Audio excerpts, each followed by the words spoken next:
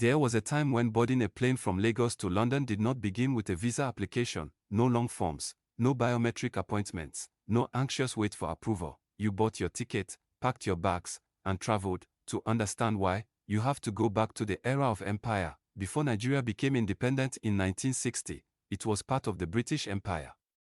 People born in many colonies were classified as citizens of the United Kingdom and colonies, CUKC. In practice, that meant movement to Britain was far easier than it is today. The imperial system treated the empire, at least legally, as a shared space. After World War II, Britain actually encouraged migration. The country needed workers to rebuild cities, staff hospitals, run transport, and fuel factories. Ships and flights carried thousands from the Caribbean, Africa, and South Asia. They were not considered foreigners in the modern sense. They were subjects of the crown. Even after independence, travel remained relatively open for a while.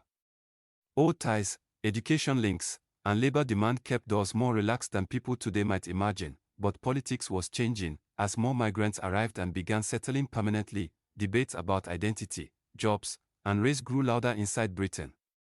Newspapers argued. Politicians responded.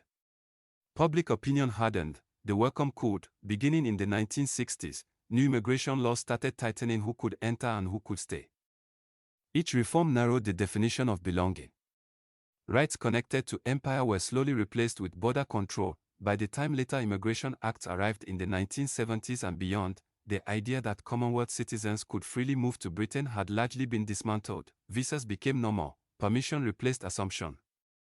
What had once been presented as a shared imperial citizenship turned into something closer to standard international migration rules. To many families, the shift felt dramatic. Parents or grandparents who had traveled with relatives watched younger generations face heavy paperwork and high refusal rates. History had moved. The empire that made movement possible no longer existed, and Britain, like many countries, redefined entry in terms of national immigration policy rather than imperial connection.